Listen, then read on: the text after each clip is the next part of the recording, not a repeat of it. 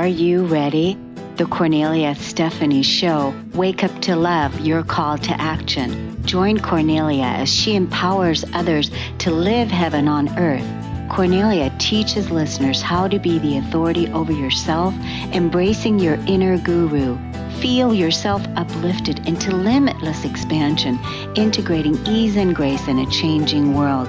This show will cover topics such as unconditional love, your physical body, how to be in extraordinary relationships, create financial and emotional wealth, embracing entrepreneurship in the new earth.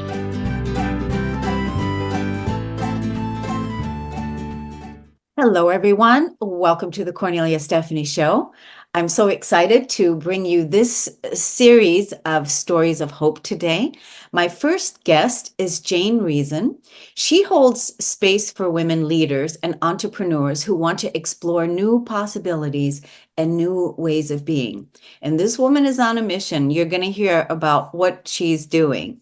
She's an accomplished leader, educator, and coach with nearly 2 decades of executive leadership under her belt. She has unshakable faith in the transformative power of coaching, and she has seen and experienced this impact. This is so awesome. Welcome to the show today, Jane Reason. Thank you. Good to be here. I'm really looking forward to the conversation. Totally. So you are calling us from the UK. Yes. And you're on a mission now. I am. You're on a worldly mission. And what is your mission? Well, I want to change the world for midlife women, one woman at a time, but that's the plan. And starting with this whole understanding of what menopause is, what perimenopause is, and realizing that, it's not the start of the end of our life. It's the beginning of our second spring. It's the third quarter of our life, and there's so many opportunities in it. So I'm reframing the way we look at menopause, and I'm using my scientific background, my educator background, to give that information to women as a menopause educator. So I research, I look at the evidence, and then I share it with people so they can make their own choices in terms of how they go. But mindset is a key thing there. So that's one of the things I'm looking at. But the other thing is this power of coaching. Coaching is an amazing tool. And I first came across it 20 years ago, and it transformed my life.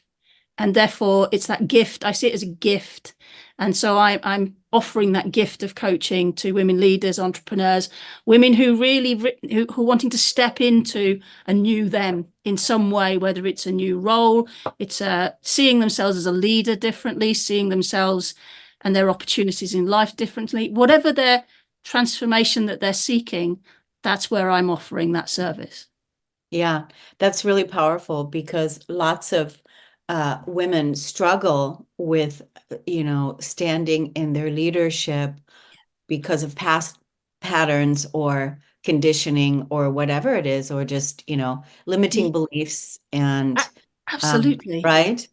Well, I mean, we're 51% of the world's population, but we're nothing like that in the the executive boards and senior posts, whether it's in education, public sector type services, in corporate services. Women aren't there.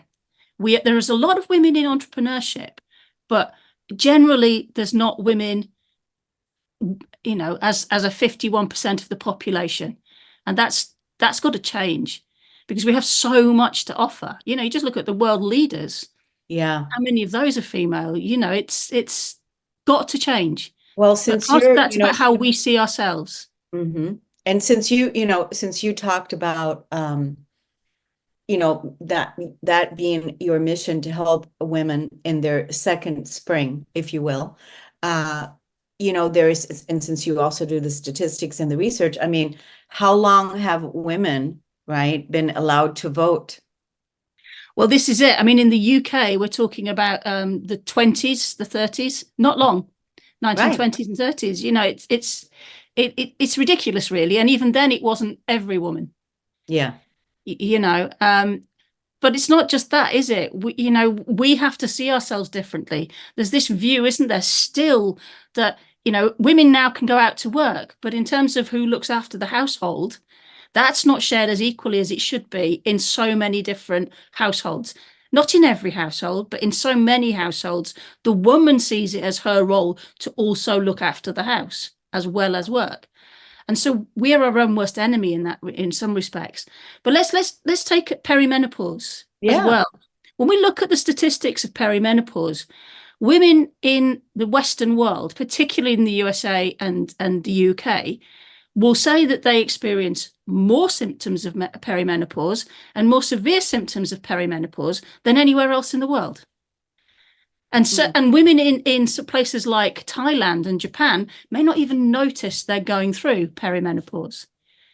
Now, we're all still women. Yes, maybe our diets are slightly different, but actually we're all still women and genetically very similar. So that doesn't account for the difference in perspective in terms of perimenopause. What does is our mindset and our cultures. So one of the things I really want to change is this view that when we're hitting perimenopause, that we are starting to hit the end of our life, that, you know, our usefulness is coming to an end, because that's not true. Our usefulness is not defined by our ability to bear children. That's not how our usefulness is defined. I mean, you look at, for example, I think it's orcas, and orcas, the females go through menopause in the orca world, and they're the ones who hold the pods together. They do the education.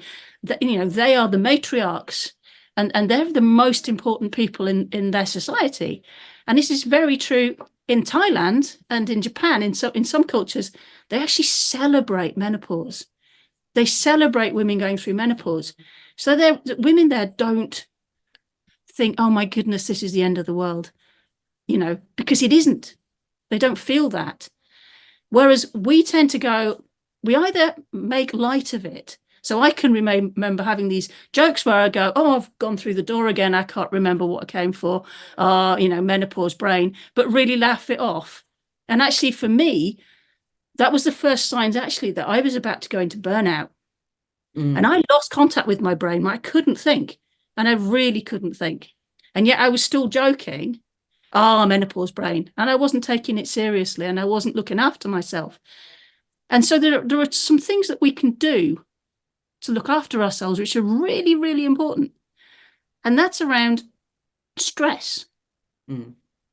And if we feel negatively about perimenopause, what we're doing is creating stress. So it doesn't matter about any of the other stress that we perhaps need to manage. Our mindset around perimenopause will make perimenopause worse for us. So part of what I'm trying to do through my Facebook group, it's called Embracing Your Second Spring, menopause support group, is to really give people the tools, women the tools, so that they can take charge of their own journey through perimenopause, whether that is to use HRT or not, because I don't have a preference, but it's to give them the tools. So one of the things I did, for example, was to bring into the group for a Q&A, one of the leading researchers in the UK in menopause. And he just did an open Q&A. Women could ask him anything. And, you know, so any of the worries they had the opportunity. You know, we've talked about sleep in there. We've got a group coming up where we're inviting men and women to understand what menopause is in the same space. And the guy that's coming in to do that conversation with me has set himself up as the menopause man. You know, and it's fabulous. It's a brilliant community, and that's really doing that part of the job, you know, in terms of really helping women take charge of who they are. Yeah. And when we come to this leadership piece, the workplace is hemorrhaging women in midlife. It's hemorrhaging them. They're leaving in their droves. You know, the divorce rates significantly higher at this period of time in life, because we get this idea that something we want change. And so this is where the coaching comes in as well, because the coaching will help us formulate that. I certainly had this view that this job I'd loved wasn't the job for me anymore, which was this education job, the head teacher job. But I didn't think I had choices. I didn't think there were possibilities. And coaching is brilliant for providing the opportunity for you to understand what the possibilities are for you and to really make those choices in an informed way. But also, you know, we've got to support women as they go through menopause. It's not a disease, it's not a disability, but it is something that requires us as women, and also the women, the people around us, to be mindful of and to be compassionate towards, because it can be quite challenging and some women really do suffer. So that's part of what I'm trying to do. So I want to change the way we see leadership, because part of our cultures in the leadership space are driving women away. And we're losing this amazing quality that women bring to leadership space. So And good. we need more of it. Yeah, so good. I love how you put it all the pieces together. I love the story you told about the orcas. That Yeah, that makes so much sense. So, what do you think? I mean, all women are different. All women are different. And so, absolutely. I don't know, what is the age range between perimenopause? What is that age So range? interestingly, it can be as early as the mid-30s that you start noticing symptoms, Mm, particularly if you've got a very stressed environment that you're working in, because that will upset our hormones anyway. But also, on the majority, it's your early 40s that you'll early 40s. potentially start getting Yeah. the perimenopause symptoms. And on average, women will have reached menopause, which is the cessation, that 1 year since the last period, around about 52. Now, I say on average, I was 56. So, and I started getting some symptoms and my hormones fluctuating in my late 30s. So it can take, but I think that was because I was in a very stressed environment. Mm. And I think that was the challenge. So it's quite a long age range, but on average, it's mid 40s to early 50s is Okay, that mid 40s period. to early 50s. Then when you go into menopause, we have just a few minutes left, but I do want to ask Yeah. this question. Then when you go into menopause, what is considered when you're out of menopause? Is there a time when you're considered out? Yes. So 1 year after your last period. Is So you're you have out to of be, menopause? yes, it's not out. Well, out of menopause is a single event. Menopause is the event when you're 12 months after your last period. That's Wow. menopause. It's literally a single event. Okay. So it can be defined as a single hour or day or whatever. Yeah. Mm-hmm. Post menopause, which is where I talk about the second spring, Mm-hmm. is everything after that. And this is when we're no longer a slave to our hormones. Mm. And if we think about our lives from our, teenagehood until this point of menopause, our hormones are kind of dictating our life, aren't they? We've got Yeah. our monthly cycle, we've got the fluctuating hormones affecting our mood, all of those things. Then we've got that sort of second teenagehood of perimenopause. I call it the second teenagehood Yeah. because it's exactly that. And after that, we've got this freedom. We're free from the hormonal drives. So I And one guess of the that's, yeah, one of the I things about guess, the hormonal drive, though, is that it makes us want to nurture other people. So when we're yeah. free from it, we can nurture ourselves. Oh, that's good. That's good. See, this part right here, what you just said, this whole part, I want to have you come back on another show. I want to do Absolutely. another podcast with you, a longer one where we can Yeah. really go into it. Cool. Yeah. Um, because I've never heard that before, that menopause is a single event and that Yeah. basically it happens that one time and then pretty much you're done. And so Yeah. then everything, then now you're free. Yes. Now I'm You're free, absolutely right? free. No hormone problems at all. And that's when you can really start making decisions for yourself, because one of our hormones, progesterone, encourages us to nurture others first. So we tend to put others before ourselves. Mm. When that's not there, we're free to put ourselves first. Excellent. I want to let the audience know again about your Facebook group and your social Yeah. media handles. So if you can let us know that. Okay. So my Facebook group is Embracing Your Second Spring, open brackets, menopause support group, close brackets. And that's a female only space. I've got a Facebook page, which is Jane Reason Coaching. I have an Instagram, which is Jane Reason Menopause Coach. And I'm on LinkedIn as well as Jane Reason. So those are the places you can find me.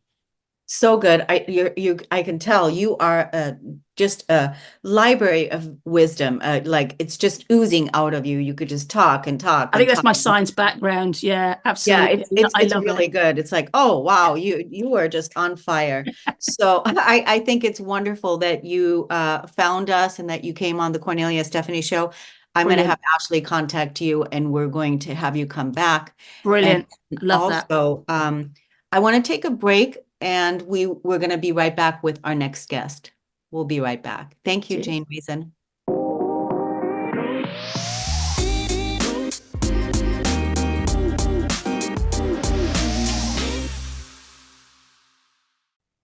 Welcome back, everyone. Thank you so much for listening and tuning into the Cornelia Stephanie Show. Have I got a special treat for you today?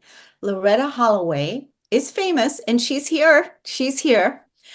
Loretta Holloway has become synonymous with warm elegance and sophisticated charm. Critics around the world have described her as mesmerizing and captivating. And a Variety magazine writes, Holloway is a singing actress using the lyrics of her songs as her dialogue. The Chicago Sun-Times voted her Best Jazz Singer City in Chicago. She is a native of Belton, South Carolina. Holloway was officially proclaimed by the Senate of South Carolina as South Carolina's official First Lady of Song. Another highlight occurred when Holloway was presented to Queen Elizabeth and Prince Philip in a royal command performance in Brisbane, Australia. We are so blessed to have you on the show today. Miss Loretta Holloway, welcome. It is my pleasure, all the way out in Seattle, Washington. That's Hello, it. Cornelia. Thank you for Hello. having me on. Oh my goodness, it's so wonderful to have you. Yes. So, what are you doing right now that you're so excited about in your life? Because you've got your creativity going in all different ways, and you have lots of exciting things that you're blessing the world with. Well, I'm multitasking, and the first thing that I would like to promote is actually, I just released two singles, and I made Mm. a promise to my mother before she transitioned that I would begin recording and writing my own songs. Hmm. So the first one is called That Lady. It is produced by Just Joe Records. The second one is called Feels Like Love Again. And so it's available. All right, I got a glare here. That Lady is my tribute to my mother, Mm. and is streaming on all streaming platforms.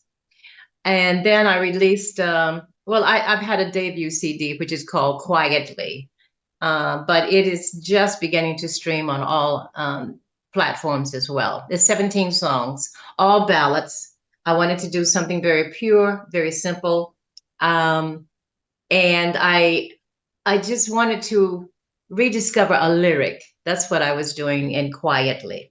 So no, I have a very large voice, and so all of the songs that I normally do, I went into the studio late one night because I lived in Las Vegas for 21 years. That was where the majority of my career was.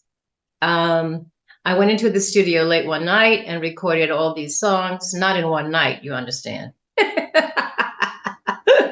But I found that all the songs that I would end, da-da, I contained them. Mm. And I discovered that there was a wonderful power in being quiet, Mm. thus quietly. So that's a prop, but this I'm very proud of because this is the first time That Lady and Feels Like Love Again. It's the first time in my life, thanks to Just Joe Records and Jojo Williams Jr. and Sedasia, first time in my life that I was able to call up, okay, Google, play Loretta Holloway, That Lady. And oh dear, see? It's happening. Playing Loretta Holloway. No, not okay. So it's no, it is not. It is. See, that's the whole thing. The name Oh, is Loretta. oh, okay. There is another singer who is no longer with us, but she had a lot of disco hits, and her last name is Holloway as well. So I'm not going to say the first name because I want Loretta Holloway to be in the algorithm. And this is the first time in my life that I was able to bring that up and say, play Loretta Holloway, That Lady, play Loretta Holloway, Feels Like Love Again. And it's just tremendous. It's a tremendous feeling. It's even more tremendous to be able to say to introduce new songs that I've written, co-written, to an audience and have them receive it. That was a wonderful revelation for me. Because it seemed as if, and that's what my mother said, I want you to start doing your own songs. Because I could seem as if I could always add a new twist to someone else's songs. And when I started doing my own songs, it was a revelation, and it was a promise fulfilled to my mother. So beautiful. So beautiful. I love hearing this. The question that comes to mind, several. Okay. One is Feels Like Love Again. What was the inspiration behind that song?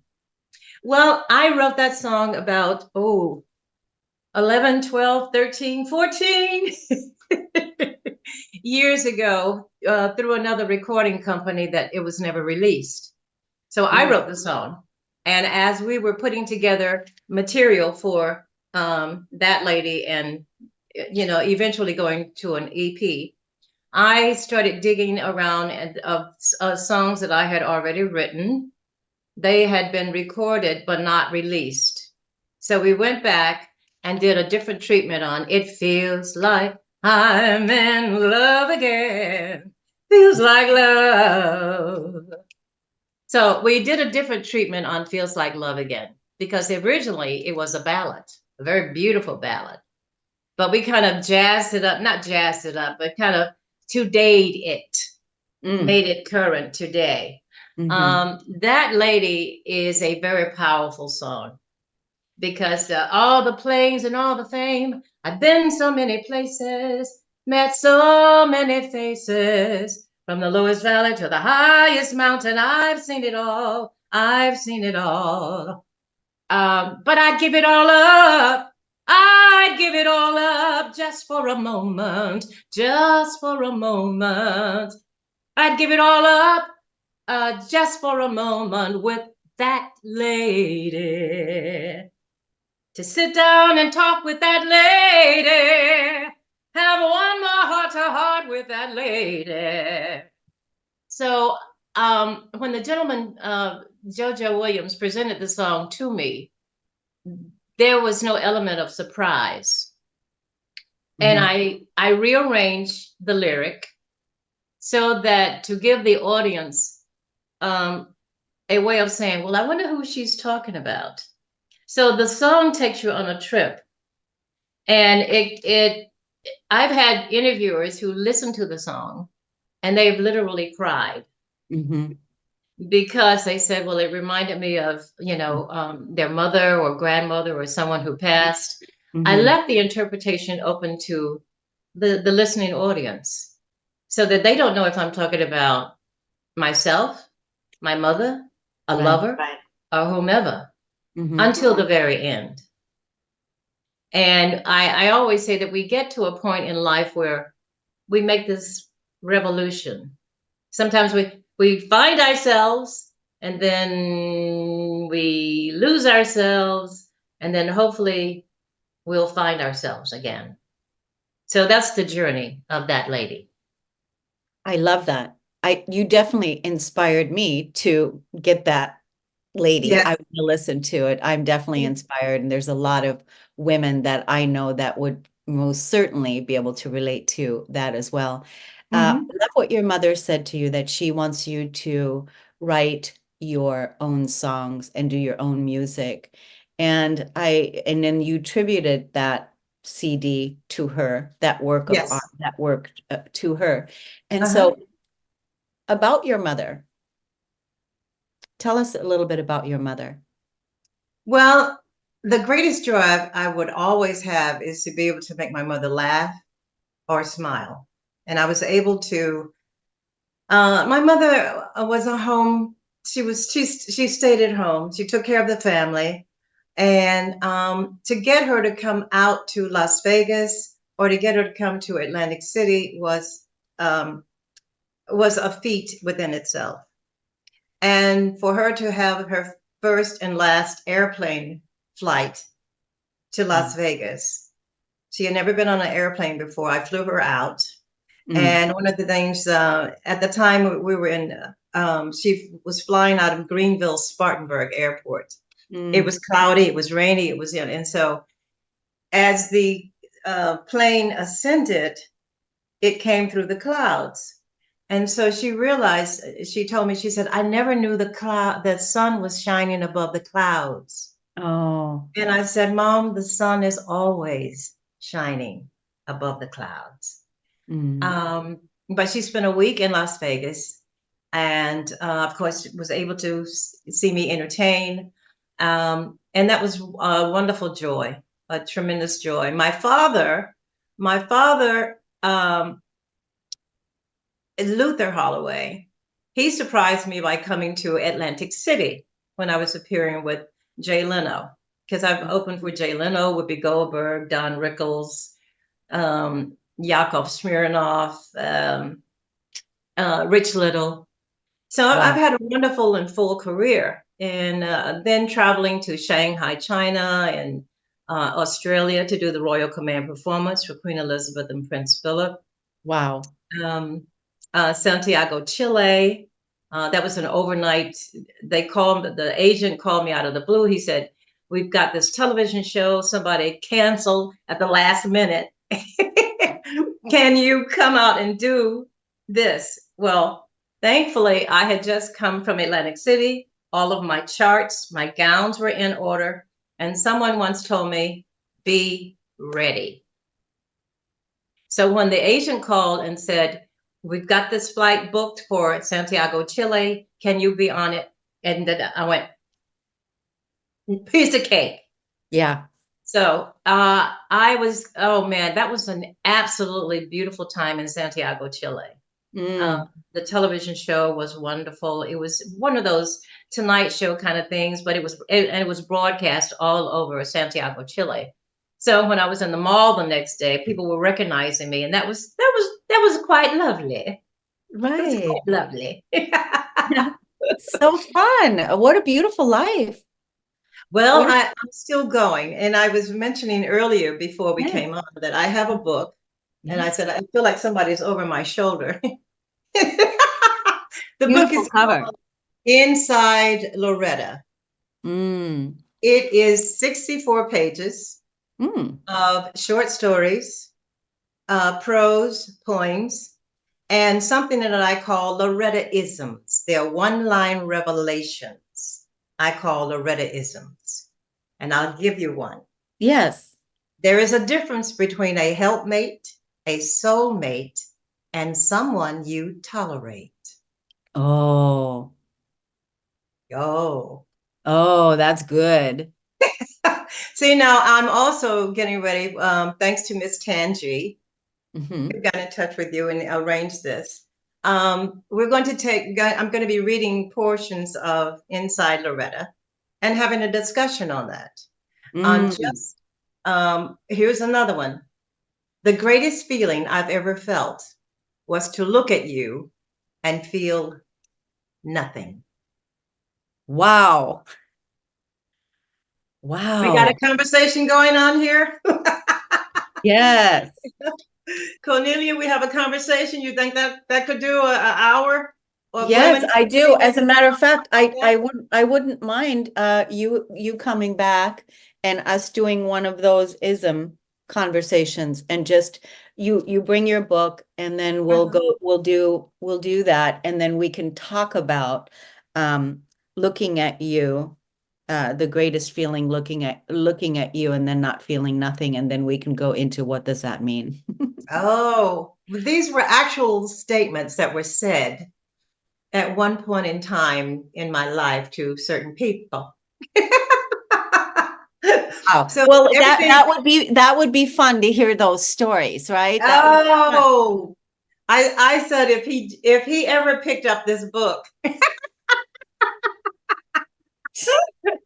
but that wouldn't happen. So, and Yeah, there's another one I call it the Bond, BOND. Mm. The bond had become the bondage. Wow. Very good. I love Yeah. that you did that. I think that sounds, again, very stimulating. Very stimulating. Conversation for relationships, you know. Yeah. And there's some things in here that some poems in here. Everything is from my heart, my life travels or life experiences. Some things are a product of my imagination. And it's but it's a very easy read, but it's also a very heavy read. Yeah. Some things allude to depression. Mm. So I have donated portions of the proceeds to NAMI, the National Association of Mental, what is it? Alliance. Yeah. Mm. So, and I included the hotline, the suicide hotline in here as well. So because at all costs, we must protect our mental health and mental wealth. Because I wrote this at the beginning of COVID, and I said I want to finish this by the end. So this was released in 2020. Now, I have since revised this book. It was available at one time on Barnes and Noble, but since I revised it, you can only get it through my website now. And that gives me an opportunity to personalize the What book. is the website? What is the name of the website? Let's get the social media handles and give us the website, social media handles, and give us again the names of the CDs and you're sending us where to go to get the book. So give us all of that information, please. My website is my name, www.loretta, Loretta, Holloway.com. And from there, you can order my book. You can also, it will take you to links to some of my shows, performances. It would also take, the links will also take you to ordering my CD quietly. It would also take a link to the new songs that I have recorded. But of course, these are all on streaming all over, you know. Yeah. Yeah. I'm getting some very nice reactions in all over actually, but mostly in the United Kingdom. I just got a lovely note that someone said, we just added you into rotation. And Oh, we look that's so for your nice. interpretation of At 17. Wow, that's so nice. Janice, yes. Yeah, that's so wonderful. I definitely am inspired to, listen to your music and get your book. And I also want to have you back on where we can have those conversations. Those conversations. Absolutely. I feel so blessed that you came on the show today, and I want to thank you, beautiful Loretta Holloway, for coming Thank you. and blessing us today and blessing our audience with your life and your music and your creativity. Thank you so much. It was my pleasure. Thank you. We're going to take a break Bye-bye. on the Kornelia Stephanie Show. We'll be right back, everyone.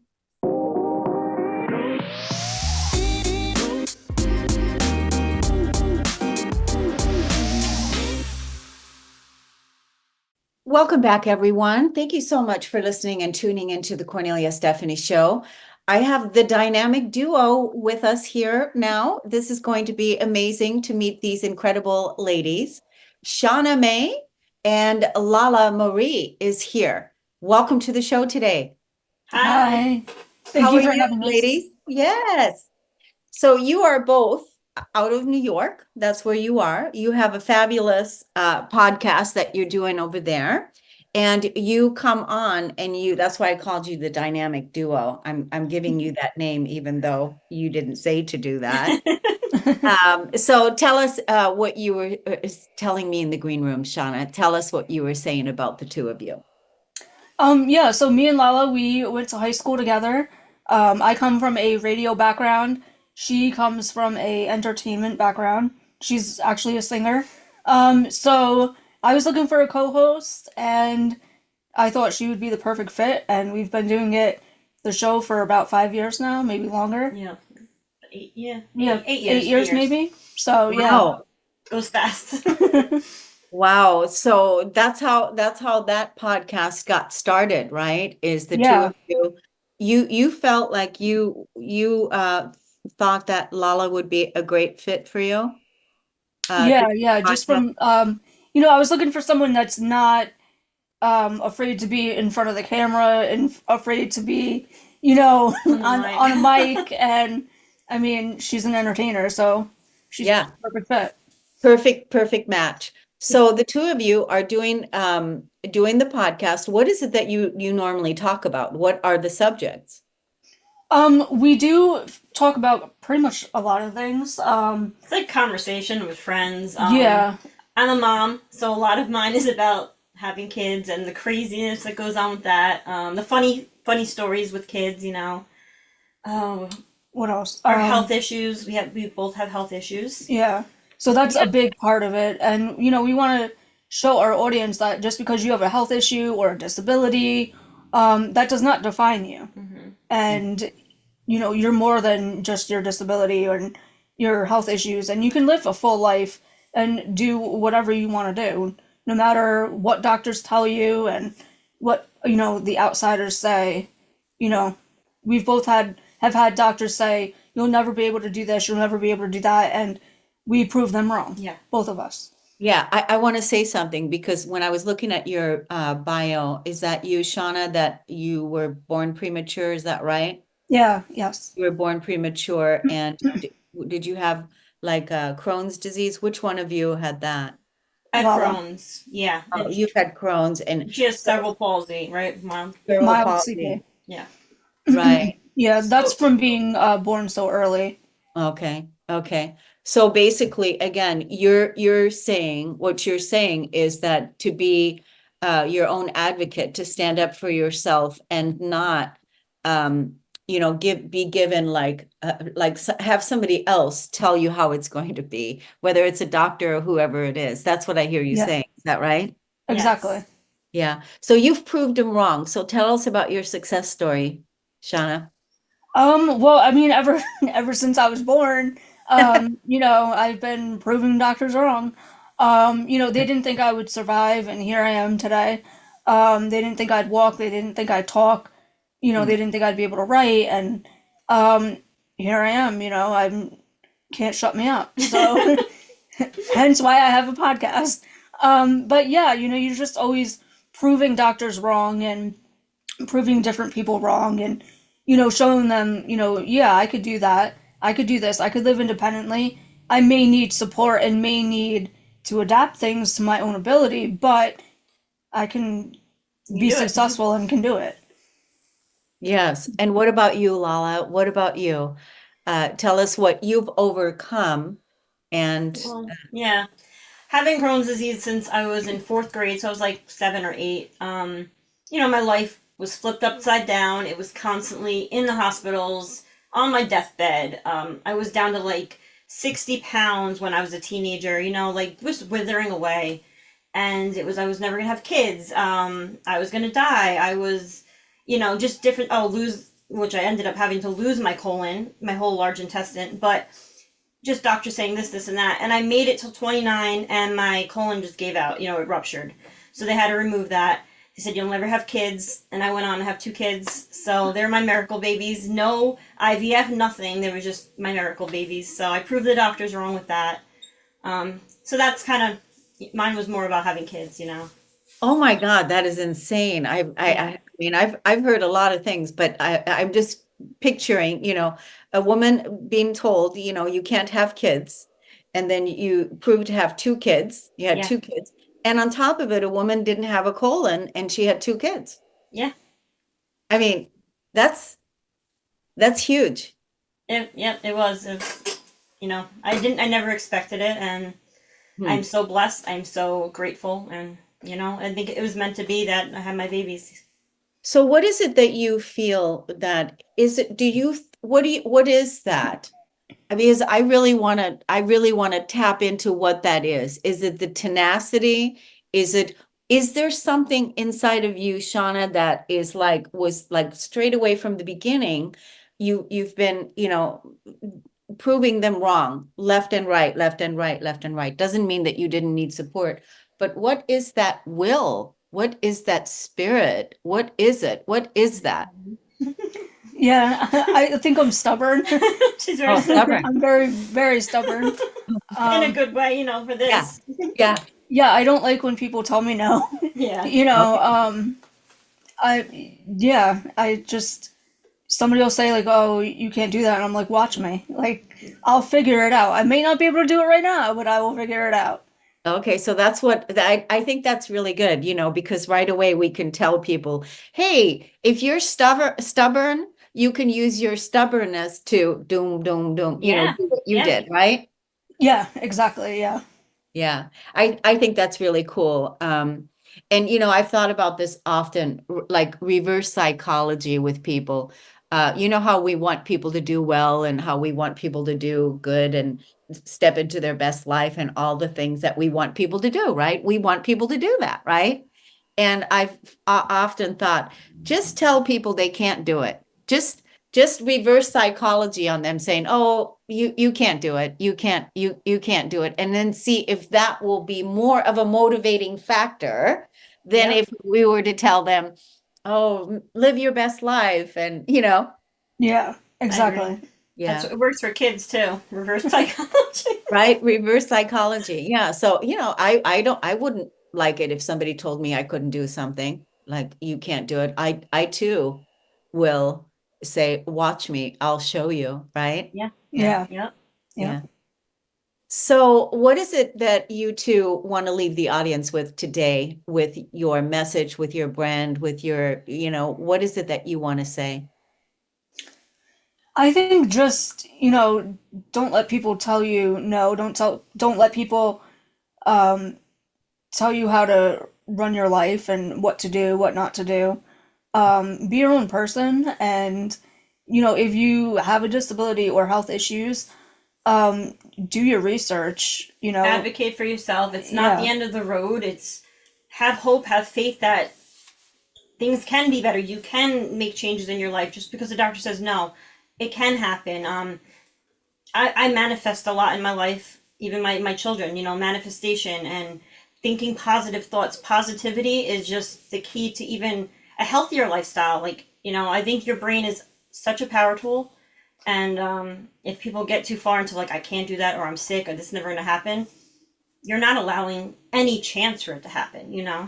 So Yeah, that's, that's really positive, with, being a creator of your own destiny, being a yeah, designer of your own destiny, and being positive, looking at whatever the challenges are, that yeah, they can be overcome, with you have to have the will to want to, right? yep. To do. Exactly.